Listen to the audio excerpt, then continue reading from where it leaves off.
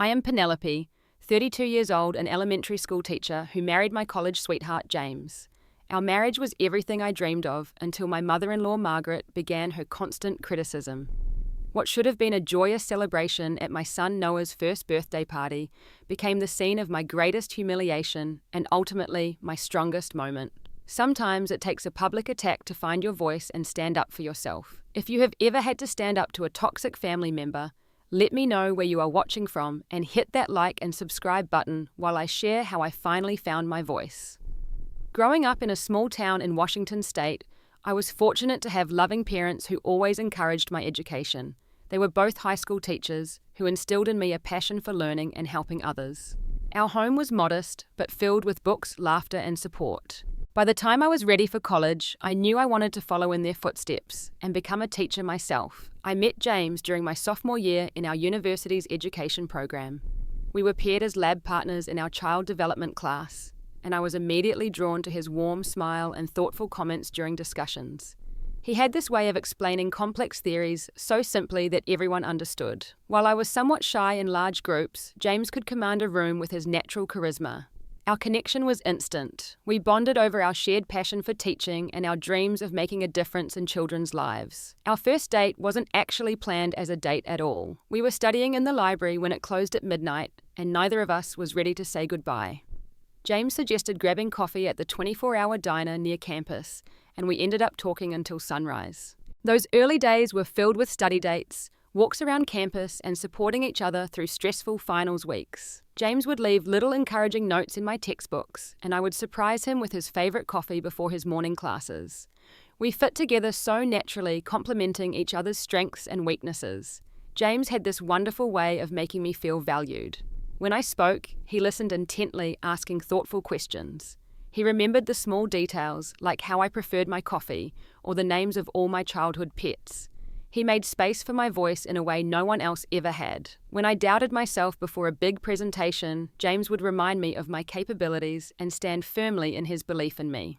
After graduation, we were fortunate to both find teaching positions in Seattle, though at different elementary schools. I taught 3rd grade while James took on 5th grade. We loved sharing stories about our students and brainstorming creative lesson plans together in our tiny apartment. 2 years into our teaching careers, James proposed during a school field trip to the Seattle Aquarium. He had secretly coordinated with his students who held up signs spelling, "Will you marry me?" in front of the grand fish tank. It was perfectly us, surrounded by curious children and the wonder of learning. I said yes through happy tears as his students cheered. I was so excited to meet James's family. He spoke often about his father Robert, a quiet but kind man who worked as an engineer, and his younger sister Abby, who was studying nursing. But when he mentioned his mother Margaret, there was always a slight hesitation in his voice. He described her as having traditional values and being protective of the family. Looking back, I should have paid more attention to those subtle warnings.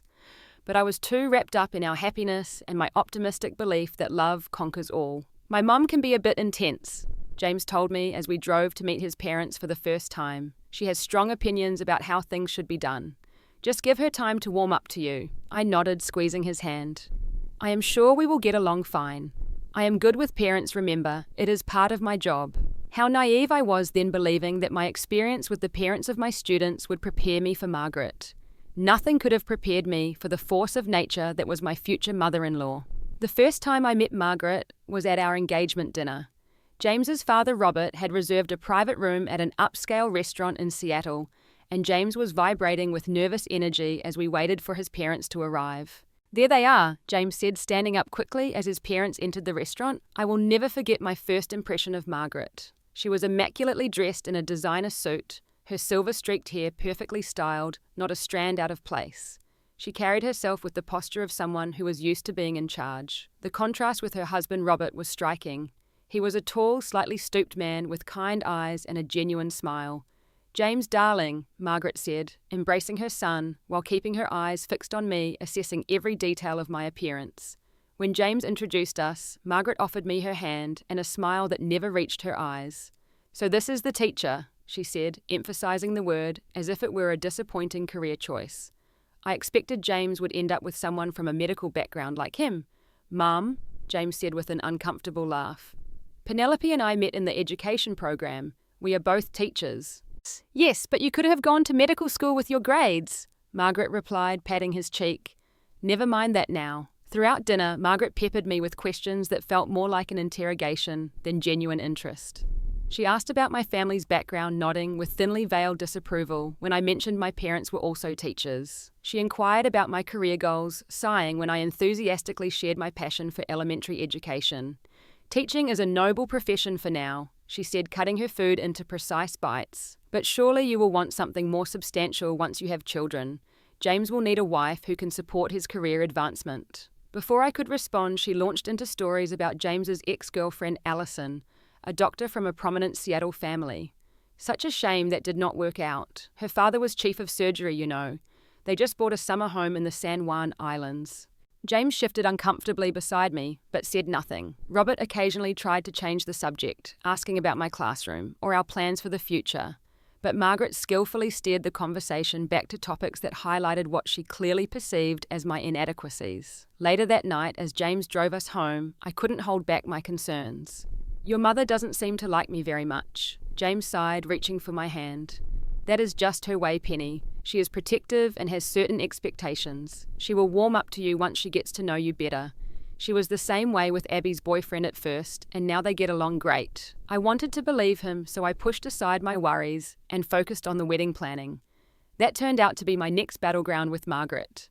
From the moment we announced our engagement, Margaret had opinions about everything. The venue I loved was too small and lacking in sophistication. The spring wedding date we wanted was inappropriate, because proper weddings happen in June.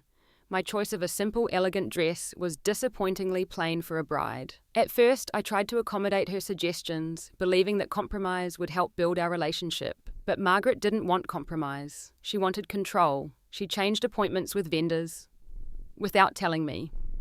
Ordered sample invitations in a style I had specifically said I didn't want, and even contacted my chosen bridesmaids to suggest different dresses than the ones we had agreed upon. Your mother changed our cake order, I told James one evening, trying to keep my voice calm. I went to the bakery today for our final tasting, and they showed me a completely different design than the one we selected. James ran his hand through his hair, a gesture I was seeing more and more frequently. Did you like the new design? That is not the point, James. We made that decision together, and she went behind our backs to change it. She probably thought she was helping. You have been so busy with work and planning. Maybe we should just go with her suggestion this time. It is just a cake. It was never just a cake or just flowers or just the venue. It was a pattern of Margaret inserting herself and James, allowing it to avoid conflict. Each time James sided with his mother to keep the peace, I felt a little piece of our relationship crack. I began to doubt myself, wondering if I was being too sensitive or unreasonable. Maybe this was how family dynamics worked, and I was the one who needed to adjust. Despite these doubts, I clung to my optimism. Once we were married, things would settle down. Once Margaret saw how happy I made James, she would accept me. Once we established our life together, the boundaries would become clearer. I was about to learn how dangerous that kind of wishful thinking could be. Our wedding day arrived with clear skies and a perfect June temperature, just as Margaret had insisted upon. I spent the morning with my bridesmaids and mother in a hotel suite, trying to focus on the joy of marrying James rather than the tension that had built over months of planning. You look beautiful, sweetheart, my mum said as she helped adjust my veil. James is going to be speechless. I smiled, grateful for her steady, loving presence. I just hope everything goes smoothly. My maid of honor. Samantha squeezed my hand. I will personally tackle anyone who tries to ruin your day, including your future mother-in-law. We all laughed, but there was truth behind the joke. Samantha had witnessed Margaret's behavior firsthand during the planning process and had appointed herself my protector. When we arrived at the church, my father waited to walk me down the aisle, his eyes misty as he saw me in my wedding dress. Your James is a lucky man, he said, kissing my cheek. And if his mother gives you any trouble today, just remember that you have us in your corner.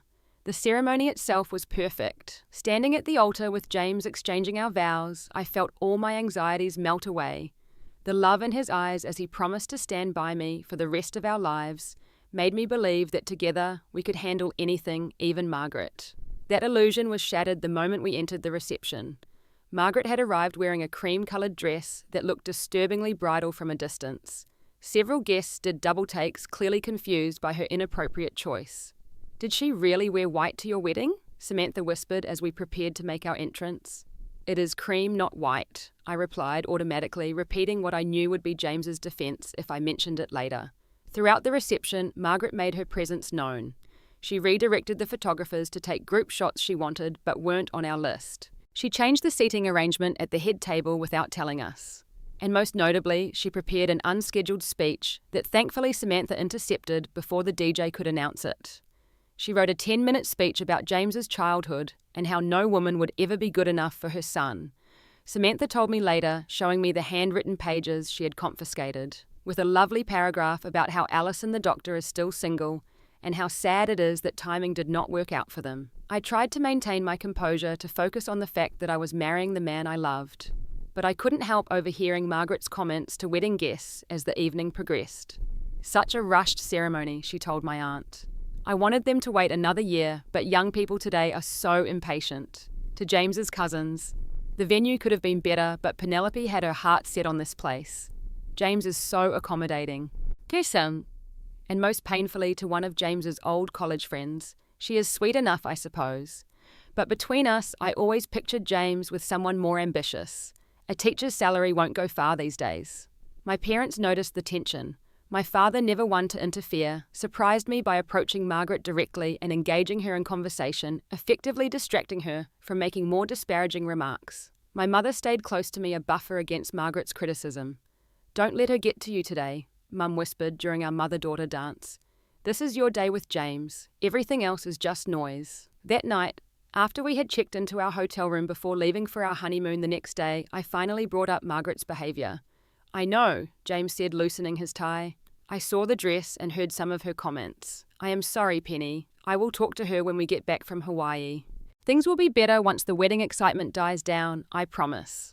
I wanted to believe him, as we spent 2 blissful weeks in Hawaii hiking to waterfalls, lounging on beaches, and making love in our oceanfront suite. It was easy to believe that our life together would be just as perfect. Margaret seemed a distant concern, an obstacle we had overcome by officially becoming husband and wife. "I am so happy," I told James as we watched our final Hawaiian sunset. "I cannot wait to start our life together." James pulled me close, kissing the top of my head. "You are the best thing that ever happened to me, Penny. I promise I will always put our happiness first." With that promise fresh in my mind, I returned home with renewed optimism about our future, including my relationship with Margaret. I even brought her an expensive pearl necklace from Hawaii as a peace offering. Perhaps now that I was officially her daughter-in-law, we could start fresh. I was about to discover how wrong I could be. A year into our marriage, James and I had settled into a comfortable routine. We both loved our teaching jobs, spent weekends hiking or exploring Seattle's neighborhoods, and had managed to limit our interactions with Margaret to monthly family dinners that, while tense, were at least bearable. Then on a rainy Sunday morning, everything changed. I had been feeling unusually tired for weeks, and my period was late. A quick trip to the pharmacy and 2 pink lines later, I was sitting on our bathroom floor, a mixture of excitement and nervousness washing over me. "James," I called, my voice shaking slightly. "Can you come here for a minute?" He appeared in the doorway, concern etched on his face until he saw what I was holding. His expression transformed into one of pure joy as he sank to his knees beside me.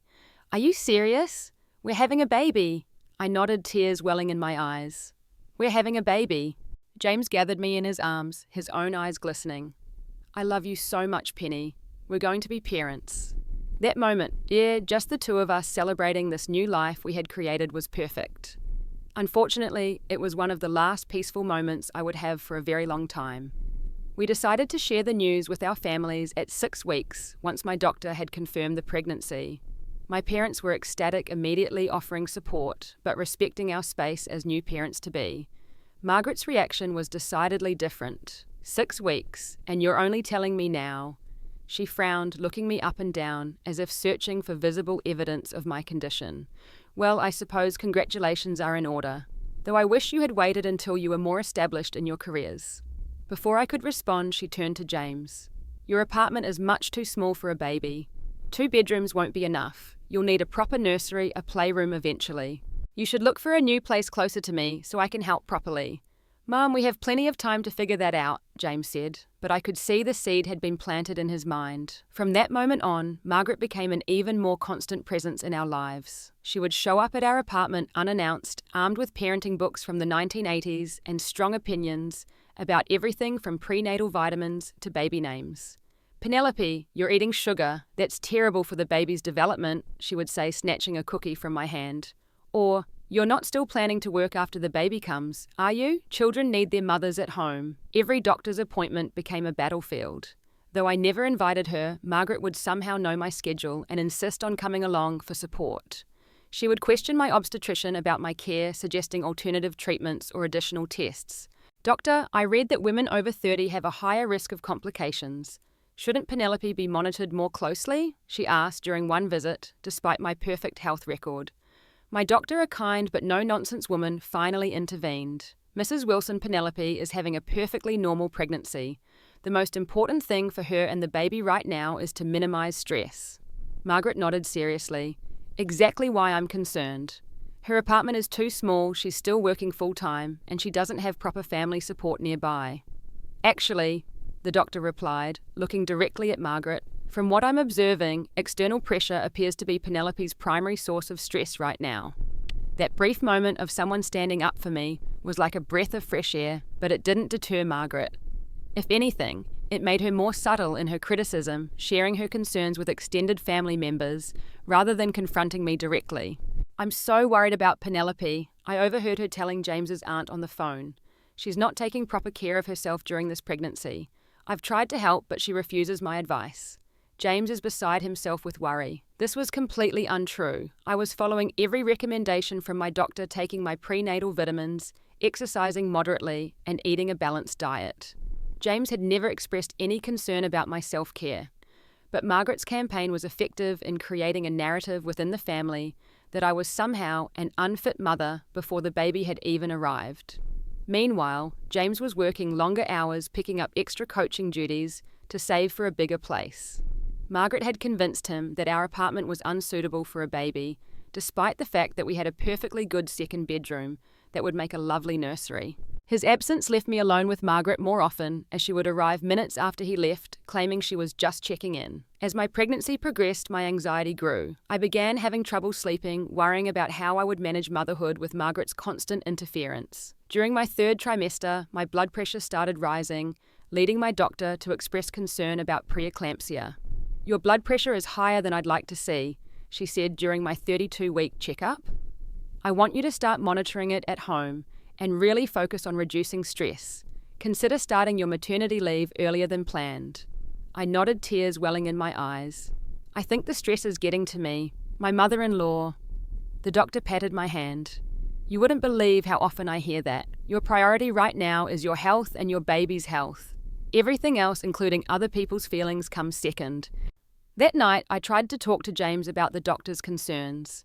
"She thinks I should start my leave early and focus on reducing stress. She's worried about my blood pressure." James looked concerned. "What's causing the stress? Is it work?" "It's your mother, James. The constant criticism, the unannounced visits, the undermining. It's affecting my health now and potentially the baby's." I expected him to finally see the seriousness of the situation, but instead, he sighed. "Penny, I know she can be overbearing, but she's just excited about the baby. Can't you try to be more patient? Stress isn't good for you right now." I stared at him in disbelief. "The stress is caused by your mother, James. Are you listening to me at all?" "You're being hormonal," he said, a phrase I'd come to hate. "Let's talk about this when you're feeling more yourself." That dismissal hurt more than all of Margaret's criticism combined. I felt utterly alone. When I went into labour 3 weeks later, the hospital scene became another battleground. Margaret arrived before my own parents, positioning herself as the primary support person, despite my clear birth plan stating otherwise. When the nurses asked her to leave so they could check my dilation, she refused, claiming a right to be there as the baby's grandmother. It took a stern head nurse to finally remove her from the room. Mrs. Wilson hospital policy is clear. Only the patient's designated support persons are allowed during examinations. You'll need to wait outside. The most painful moment came when I was fully dilated and ready to push. James wasn't there. Margaret had told him I was still in early labour and suggested he go get something to eat. By the time the nurses tracked him down, Noah had already arrived. his cries filling the delivery room as I wept from both joy and heartbreak that James had missed the birth of his son. When James finally rushed in, his face ashen with regret, Margaret was already holding Noah. "There's Daddy," she cooed to my newborn. "Grandma kept you safe while he was gone." I caught my doctor's sympathetic glance as she finished attending to me. This was just the beginning of my journey into motherhood, and already Margaret had established her dominance. But as I held my son in my arms for the first time, I made a silent promise to him and to myself I would find a way to be the mother he deserved, regardless of the obstacles Margaret placed in my path. Bringing Noah home should have been one of the happiest times of my life. Instead, it became a daily battle for my role as a mother. Margaret arrived at our apartment the morning after we returned from the hospital, letting herself in with the emergency key James had given his parents years ago. "I thought you might need some help," she announced, bustling into our bedroom, where I was attempting to breastfeed Noah. Without asking, she reached for him. "Let me take him. You need to rest." "Actually, Margaret, we were just getting the hang of breastfeeding," I said, trying to keep my voice steady. "The lactation consultant said consistency is important right now." She made a dismissive noise. "Those consultants overcomplicate everything. I raised James without any of that nonsense. Here, let me show you how I did it." Before I could protest, she had taken Noah from my arms and was rearranging him in a position that went against everything the hospital staff had taught me. When Noah began to cry, she clucked her tongue. "He's probably not getting enough milk. That happens when mothers are stressed. We should consider supplementing with formula." This became the pattern of our days. Margaret would arrive uninvited, often using her key when we didn't answer the door quickly enough. She would criticize my breastfeeding, the way I burped Noah, the temperature of his bath water, the clothes I dressed him in. "Babies shouldn't wear synthetic fabrics," she'd say, removing the cute onesie my mother had bought and replacing it with something she'd brought. "And this room is much too warm. He'll develop a weak constitution." When I tried to implement the gentle sleep training my pediatrician had recommended, Margaret interfered constantly. "You're going to let him cry. That's cruel. Babies need to be picked up immediately." Yet when I would rush to comfort Noah, she'd contradict herself. "You're spoiling him. He needs to learn independence." I couldn't win. Every choice I made was wrong in her eyes, and she made sure everyone knew it. She'd send daily updates to James at work, reporting on my mistakes and how she'd corrected them. To his credit, James would try to reassure me when he got home, but he never directly confronted his mother about her behaviour. "She raised me and I turned out okay," he'd say with a shrug. "She's just trying to help Penny." But it doesn't feel like help. I tried to explain one night after a particularly difficult day. "It feels like she's taking over and pushing me out of my own child's life." James sighed, rubbing his temples. "You're exhausted. We both are. Mom's experience is valuable right now. Can't you just try to appreciate what she's doing?" I felt a wall growing between us, built brick by brick. With every instance, James chose his mother's side over mine. I was sleep-deprived, emotionally drained, and increasingly isolated. Margaret had even suggested to our friends that they should limit visits because I was struggling with postpartum issues and needed space, effectively cutting off my support system. My parents noticed the change in me during their visits. "Sweetie, you don't seem like yourself," my mother said gently during a rare moment alone. "Is everything okay with you and James?" I broke down then, telling her everything through tears. The constant criticism, James's dismissal of my concerns, the feeling that I was failing as a mother before I'd even had a chance to find my footing. "Oh, honey," my mum said, holding me close. "This isn't right. Have you thought about getting some outside help? Maybe a counsellor who specialises in postpartum adjustment." It was a good suggestion, and I brought it up to James that night. To my surprise, he agreed immediately, even suggesting we try couples counselling to address the strain in our relationship. For the first time in months, I felt a glimmer of hope. We attended 2 sessions with a kind therapist who quickly identified the boundary issues with Margaret as a primary source of our conflict. She gave us homework. James was to tell his mother she needed to call before visiting and respect our decisions as parents. I was to work on clear, direct communication about my needs rather than bottling up my frustration until it exploded. But after those 2 sessions, James refused to return. "The therapist is biased against my mother," he claimed. "She doesn't understand our family dynamic." The truth was, James didn't want to enforce boundaries with Margaret. It was easier for him to pressure me to adapt than to stand up to his mother. And without his support, I felt powerless to make any changes. As Noah approached his first birthday, I discovered something that finally pushed me to my breaking point. While searching for a baby blanket in our guest room closet, I found bags of baby items I'd never seen before hidden behind some boxes, new clothes in larger sizes with the tags still on, toys I hadn't purchased, even a different brand of formula than the one our pediatrician had recommended for supplementing. Margaret had been creating a parallel set of baby supplies, systematically replacing my carefully chosen items with her own selections. It was such a deliberate undermining of my role as Noah's mother that I couldn't ignore it any longer. That night, I confronted James with the hidden items. "Your mother is literally trying to erase my choices for our son," I said, dumping the contents of the bags onto our bed. "This has to stop, James. I mean it." He stared at the pile of baby supplies, unable to deny the evidence of his mother's interference.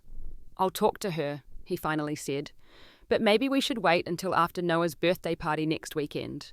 I don't want to create tension before the celebration." I wanted to scream that the tension already existed, that it had been suffocating me for months, but I was tired of fighting, tired of not being heard, so I nodded, agreeing to one more week of peace for the sake of our son's first birthday.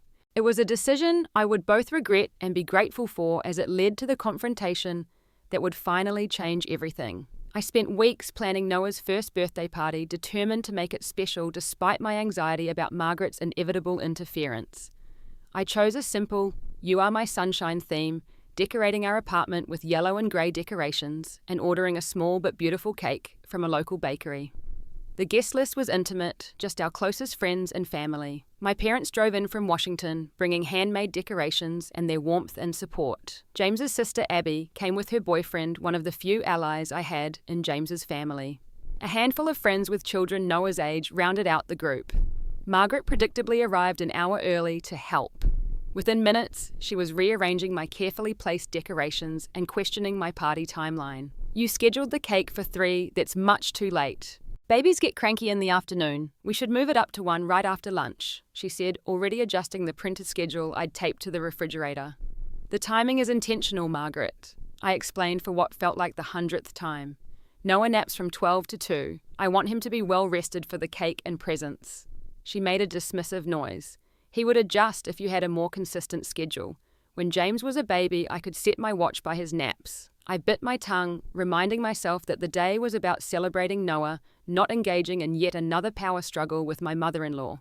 But as guests began to arrive, Margaret's behaviour became increasingly difficult to ignore. She positioned herself by the door, greeting people as though she were hosting the party in her own home. "Welcome to Noah's special day," she said to my college roommate Lisa. "Penelope's in the kitchen." She insisted on making all the food herself, though I offered to have it catered. This was a lie. I had prepared a simple spread of finger foods with my mother's help, and Margaret had never offered to cater anything. But it set the tone for her running commentary throughout the afternoon, as I brought out a platter of fruit. "Penelope, those strawberries are much too large for the children. They're a choking hazard." When I helped Noah open a gift.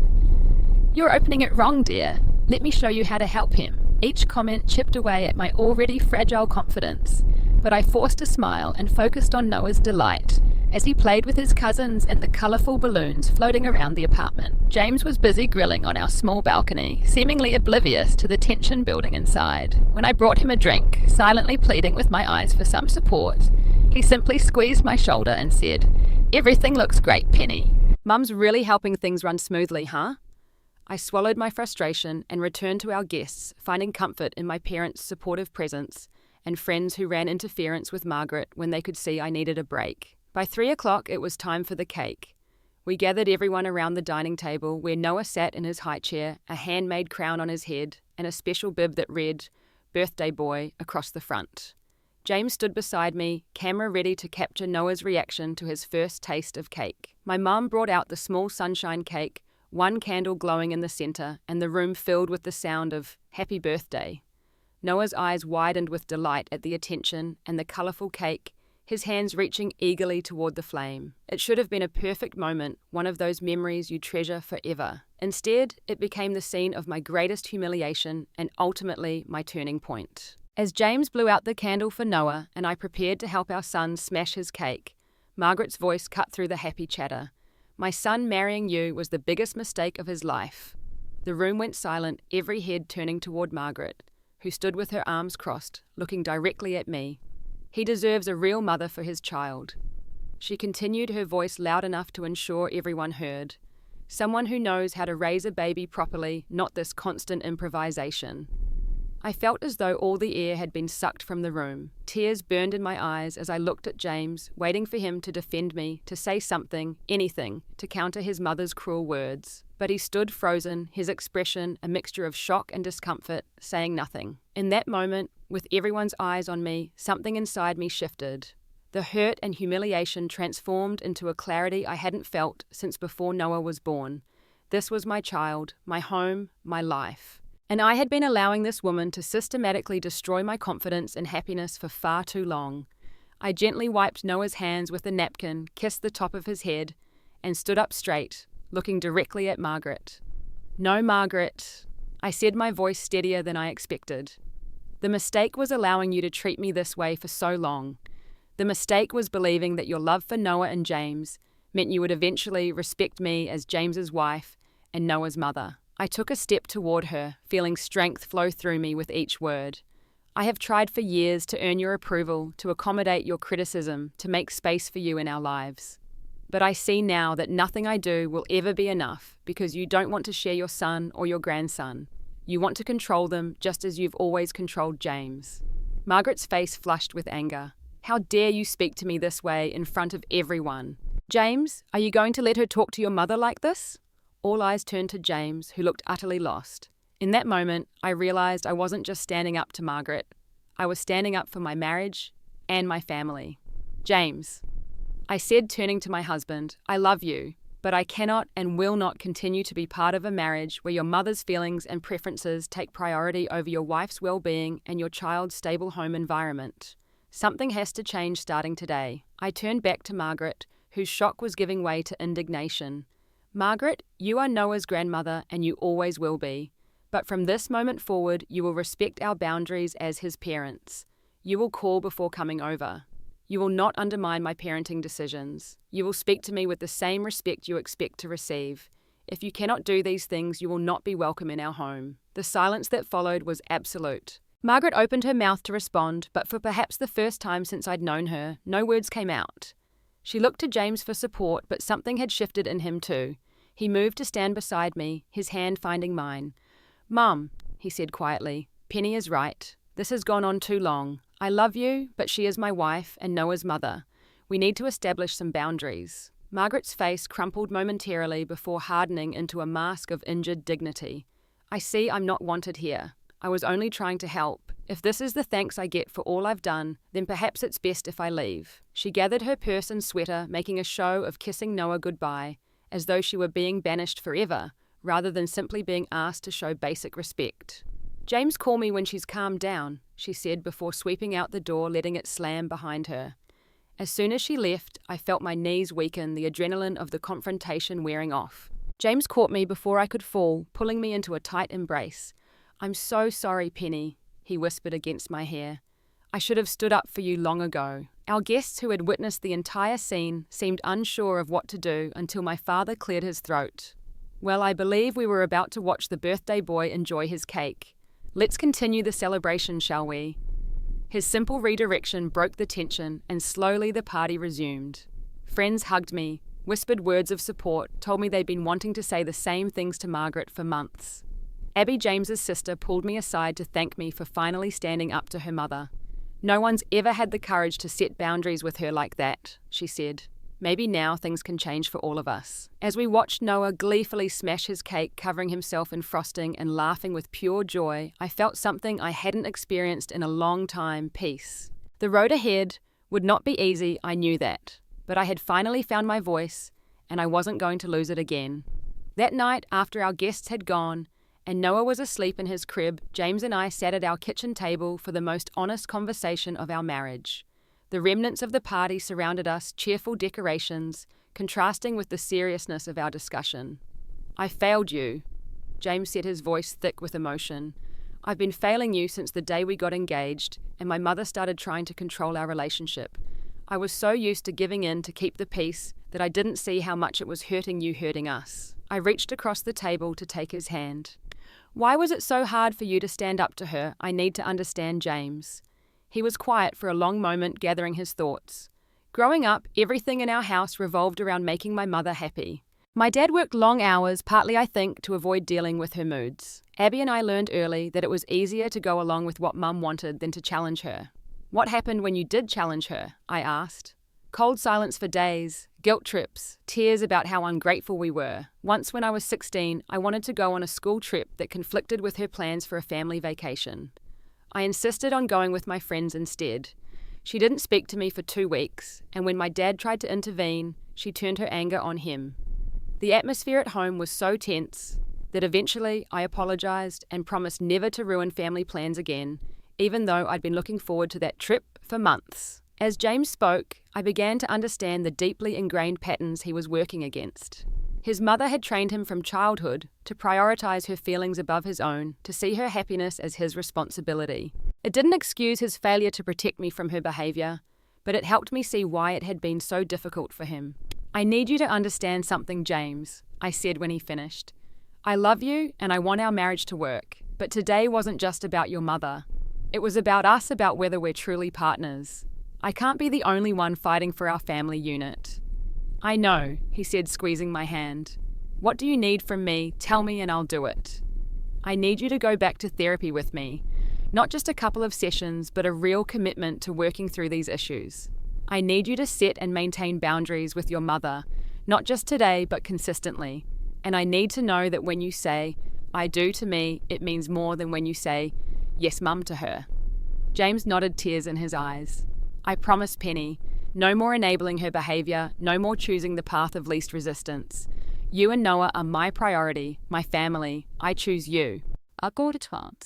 It was a beautiful promise, but I knew words alone wouldn't be enough. We should talk about specific boundaries with your mother moving forward. Together we created a list Margaret would need to call before visiting and wait for an invitation. She would not use her emergency key except in actual emergencies. She would not contradict our parenting decisions in front of Noah or others. She would speak respectfully to both of us, or visits would end immediately. Do you think she'll respect these boundaries? I asked. James sighed. Honestly, no, not at first. She'll test them, try to find workarounds, guilt trip me when we're alone. It's going to be a process and it won't be easy. Then we need to be prepared for what happens when she violates the boundaries, I said. Are you ready to enforce consequences, even if it means limiting contact with your mother for a while? It was the hardest question I'd asked, and I could see James struggling with it. Finally, he nodded. Yes, because if we don't do this now, we'll lose each other. And I can't lose you, Penny. We sealed our agreement with a long embrace, both of us aware that we'd reached a turning point. The real work was just beginning. The following weeks proved James right about Margaret's reaction. Her first strategy was to ignore what had happened and continue as before. The day after the party, she showed up unannounced with a casserole and tried to let herself in with her key, only to find we'd changed the locks. When James answered the door and reminded her of our new boundary about calling first, she acted wounded. I'm just bringing you dinner. I thought you'd appreciate the help after yesterday's drama. Thank you for the casserole, Mom, James said firmly. But we agreed you'd call before coming over. We're in the middle of Noah's nap time routine right now, so this isn't a good time for a visit. Nap time routine. Since when does a 1-year-old need a routine for a nap? In my day, babies slept when they were tired, Margaret said, trying to step inside. James blocked the doorway. Our pediatrician recommended a consistent schedule. We need to stick to it. I'll call you tomorrow about setting up a time for you to visit, okay? The expression on Margaret's face was a mixture of disbelief and calculation. She wasn't used to hearing no from her son, and she clearly didn't know how to respond. Finally, she thrust the casserole into his hands and left with a dramatic sigh. Round 1, James said as he closed the door. That wasn't so bad, but Margaret was nothing if not persistent. When direct confrontation didn't work, she shifted to more manipulative tactics. She called James at work crying about how she was being cut off from her grandson. She told family members we were keeping Noah from her because we couldn't handle constructive feedback about our parenting. She even showed up at my school one afternoon, cornering me in the parking lot to tell me how James had called her upset about the strain in their relationship. He's afraid to tell you, but he thinks these new rules are too harsh, she claimed. He's always valued my input on childcare. I took a deep breath, remembering our therapist's advice about not engaging with manipulation. Margaret, I'm not going to discuss this with you. James and I are united on our boundaries. If he has concerns, he'll talk to me directly. When I told James about the encounter that evening, he was furious. "She's lying. I never said that." He immediately called his mother, putting her on speakerphone so I could hear. "Mum, you need to stop trying to drive a wedge between Penny and me. We are a team and these boundaries are non-negotiable. If you can't respect them, we'll need to take a break from seeing you until you can." The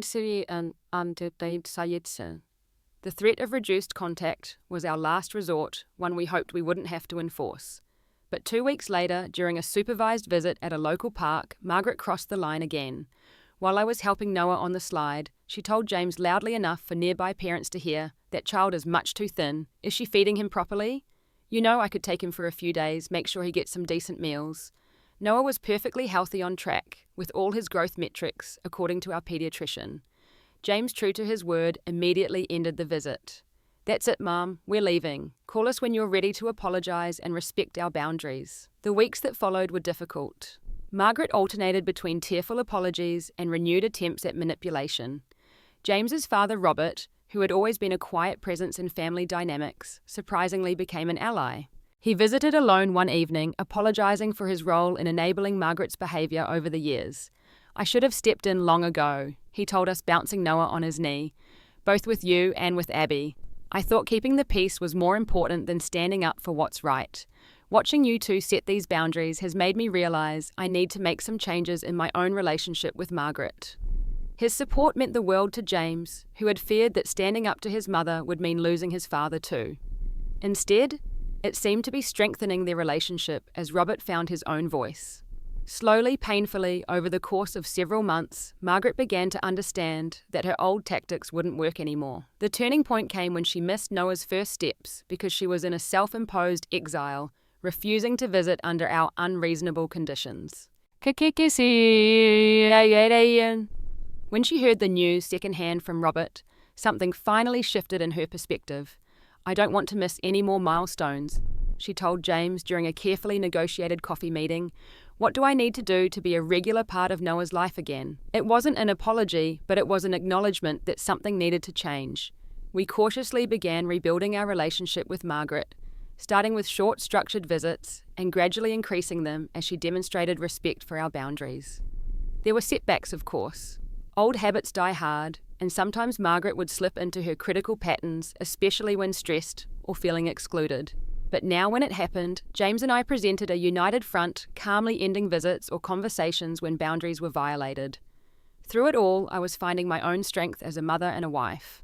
The confidence that Margaret had systematically undermined began to return as I trusted my instincts with Noah and saw him thriving under our care. I reconnected with friends, returned to teaching part-time, and began to recognise the capable, loving mother I had always been beneath the insecurity Margaret had cultivated.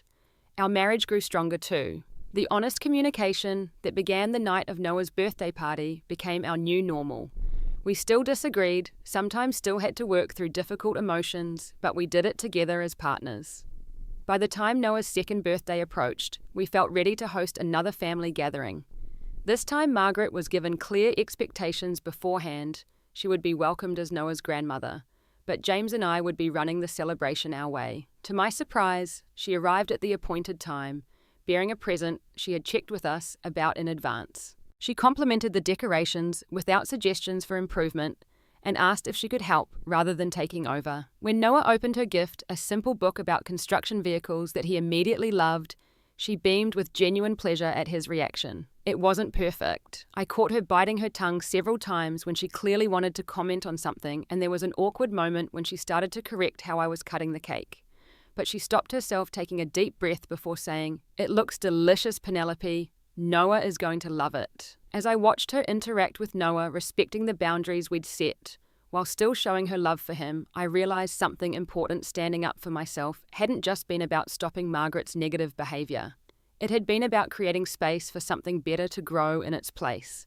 A healthier relationship not just between Margaret and me, but within our entire family. The journey had been painful but necessary. By finding my voice that day at Noah's first birthday, I hadn't just changed my relationship with my mother-in-law, I had changed myself. I had discovered my own strength, my worth as a mother and partner, and the power of setting boundaries with love but firmness. If you're dealing with a difficult family member or struggling to find your voice in challenging relationships, remember that you deserve respect.